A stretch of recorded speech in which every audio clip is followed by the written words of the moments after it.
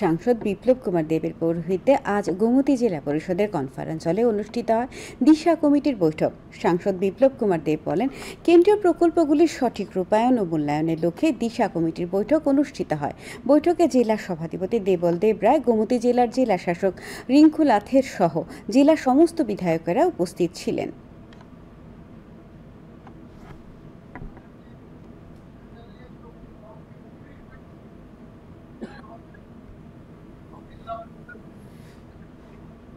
দিশা meeting, দিশার মধ্যে কেন্দ্র সরকারের যে স্কিমগুলো রয়েছে সেগুলোকে ফলো আপ করার জন্য এমপিদেরকে চেয়ারম্যান করে অন্যান্য জনপ্রতিনিধি এবং ডিস্ট্রিক্ট কালেক্টরের সঙ্গে অন্যান্য ডিস্ট্রিক্টের যে অধিকারী তাদেরকে নিয়ে রিভিউ মিটিং হয়। যে স্কিমগুলো আছে সেগুলো সময়ের মধ্যে যাতে করতে পারে তার জন্য এমপিদের প্রতি মাননীয় প্রধানমন্ত্রীর মার্গদর্শন থাকবে।